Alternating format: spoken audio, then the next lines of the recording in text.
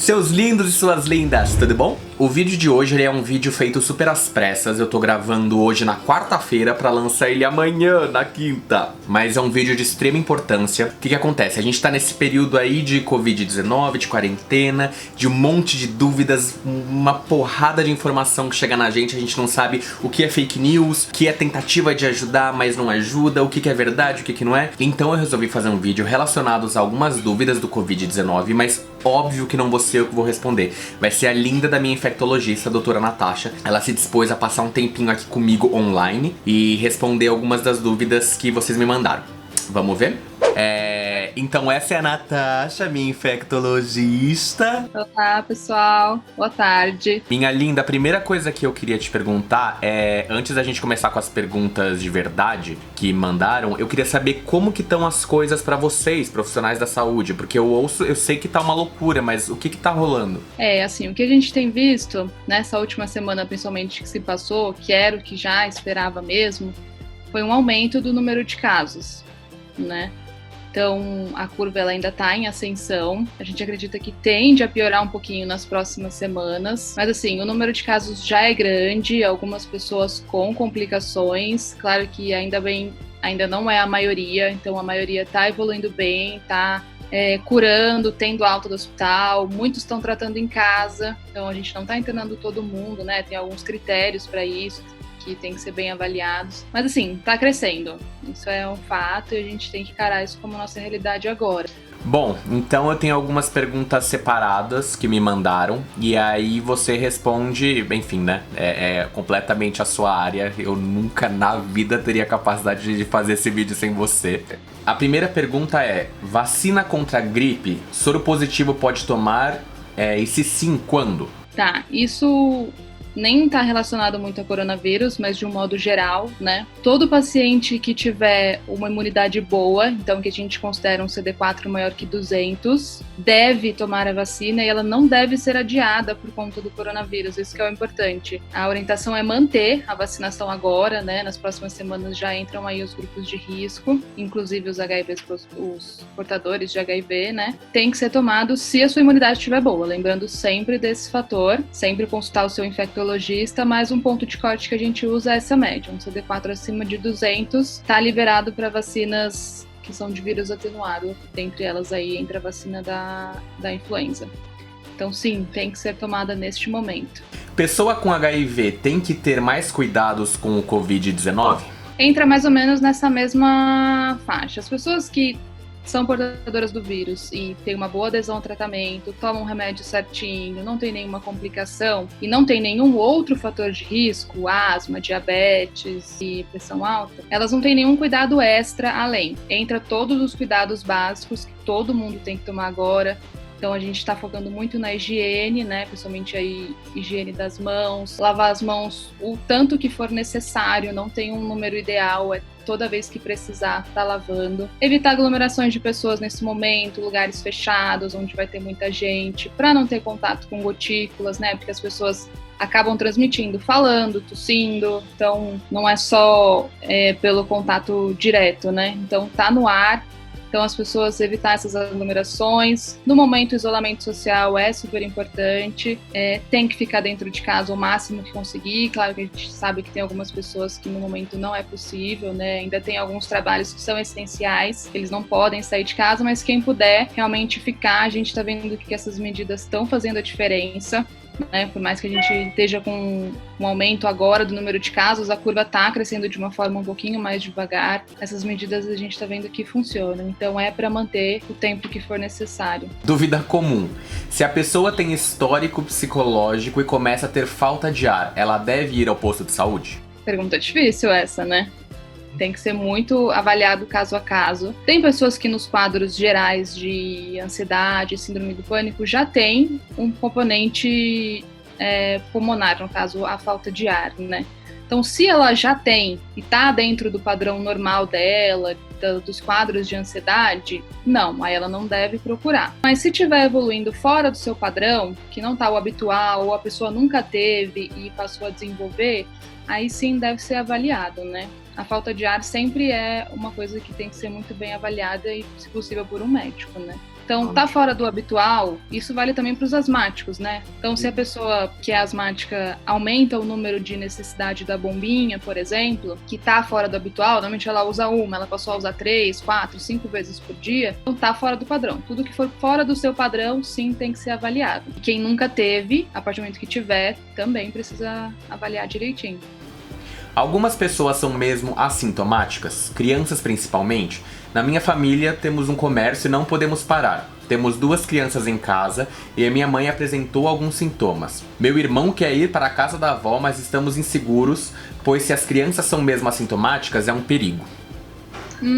De certa forma, sim. É claro que o coronavírus ainda está bem em estudo, né? A gente tem pouca informação sobre ele, mas os estudos mostram que sim, que existem algumas pessoas que podem ser portadoras ou assintomáticas ou sintomáticos leves, né? Então, por exemplo, só uma tosse que a pessoa nem repara que tá tendo, ou uma coriza, né? Que é aquela secreção pelo nariz. Então, quadros muito leves que acaba passando despercebido. Um ponto bom, pelo menos, é que realmente as crianças estão fazendo um quadro bem mais leve e sim, elas podem ser realmente portadoras e serem vetores do vírus, né? Então, a gente tá vendo que acontece que às vezes, agora que as crianças não têm como ir para a escola e tudo mais, a única opção às vezes é deixar com o vô e com a avó. Então, realmente, se puder, tomar muito cuidado, avaliar, porque a gente acredita que eles sejam, sim, vetores aí do vírus. Após a pandemia, como devemos agir?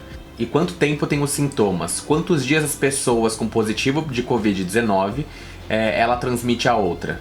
Em média, os sintomas e o período de transmissão duram 14 dias. Então, a partir do início dos sintomas, a pessoa deve contar esses 14 dias, principalmente para ficar no isolamento e tentar ter o menos contato com as pessoas possíveis, né? E aí a gente vê que diminui a chance dela transmitir. Algumas pessoas estão fazendo um curso da doença um pouquinho mais longo, então às vezes 20 dias, 21, mas o que a gente está vendo aqui em média 14 dias está se resolvendo. Tenho asma e estou há 2 semanas em quarentena em casa. Há 4 dias estou com muita dificuldade para respirar, porém não tenho nenhum outro sintoma. Devo ir para o hospital? Posso aumentar a frequência do medicamento que uso para asma? Então, aí a gente volta nessa questão. Se está fugindo do seu padrão, do seu habitual, se você está precisando usar mais medicação, está vendo essa necessidade, é bom passar por uma avaliação. A gente sabe que essa época também tem muitos outros vírus, tem o influenza, tem os outros vírus respiratórios, rinovírus, então, que pode, na verdade, ser qualquer um desses outros. Não necessariamente coronavírus. Claro que em meio a uma pandemia a gente sempre vai considerar ele. Mas a gente não pode esquecer que os outros estão aí. Então, pode ser que ela não tenha desenvolvido um corona, mas esteja descompensada da asma por um outro quadro viral, ou até um quadro bacteriano, às vezes, né? Uma pneumonia, algo do tipo. Foco nisso. Se mudou o seu padrão, você deve sim procurar o hospital e procurar um médico. A gente tá muito num período agora de de se olhar, né? De ter que se perceber dessa maneira. Como a indicação, né, que a gente tá escutando muito falar na televisão é que as pessoas não devem ir pro hospital, tudo, mas é isso. Não é que elas não devem ir de jeito nenhum, elas têm que observar. Se for qualquer sinal de gravidade, principalmente a gente foca nessa parte pulmonar, porque é a principal complicação do coronavírus. Então, é isso, mudou o padrão. A pessoa tem que saber, ela tem que saber que o habitual dela é usar a bombinha 1 ou 2 vezes. Se ela tiver que usar mais, alguma coisa de errado tá acontecendo, né? E é por isso, a circulação de outros vírus tá aí, acabamos de começar o outono, então a gente sabe que é sazonal, né? Nossa circulação viral aumenta mais. Então, sim, precisa ser avaliado. Queria entender sobre a tal curva do vírus. O pior ainda está por vir? Até o final do ano estaremos totalmente livres de riscos? Oráculo.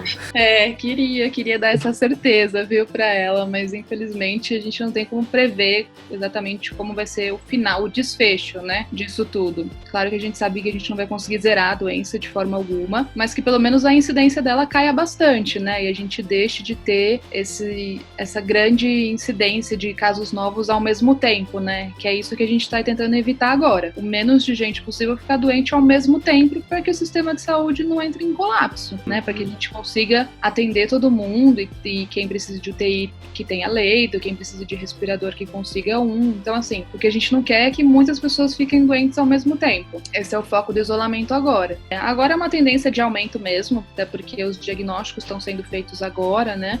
A tendência é que agora a curva aumente, mas em quanto tempo ela vai diminuir, aí vai depender de muitas medidas, né? Até da ajuda da população inteira. Né? Uma tarefa difícil isso, né? Quando a gente tem que pensar no coletivo, né? Deixar de pensar no individual, é uma tarefa difícil. Quais são os principais riscos desse vírus? Como ele avança?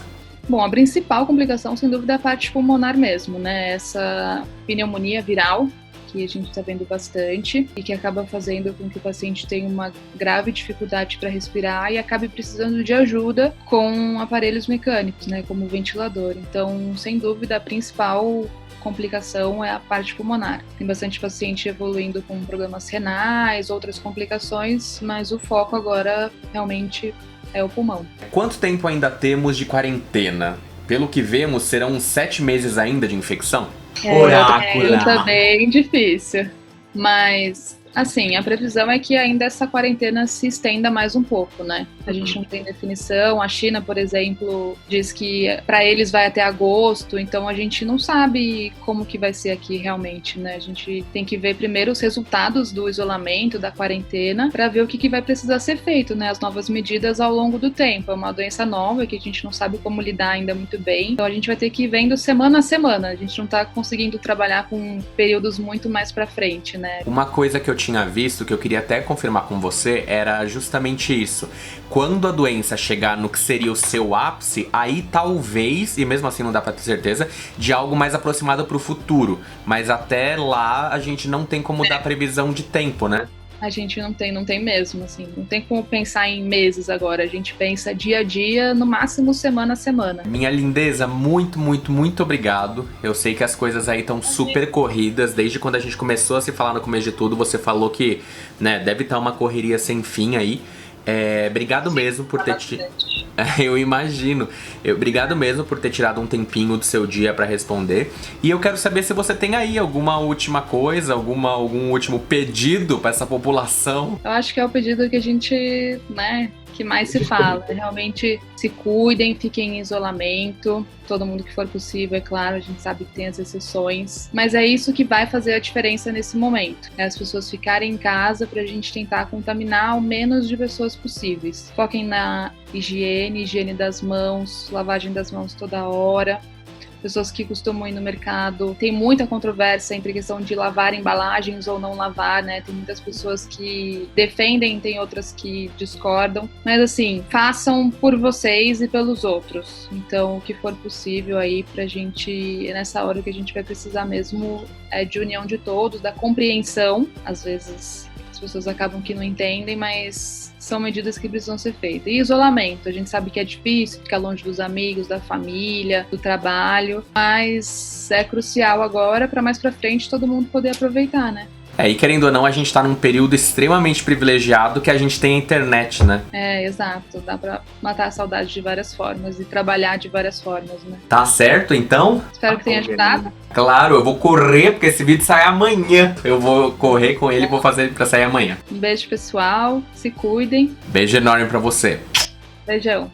Bom, gente linda, é isso. Espero que vocês tenham gostado desse vídeo. Espero que o vídeo também sirva pra acalmar a gente. É muito importante a gente ter a palavra de uma pessoa que tá, de um profissional da saúde que tá vivenciando tudo isso, né? Aqui na descrição do vídeo vai estar a clínica onde eu me trato com a doutora Natasha, que é a Clínica Capozzielli. Quem tiver interesse em ir atrás da doutora Natasha como infectologista, tá tudo aqui na descrição do vídeo. Lembrando a todos, fiquem em casa, tá bom? Beijo e até o próximo vídeo. Agora eu tenho que terminar isso logo, que eu ainda tenho que editar pra postar amanhã. Tchau!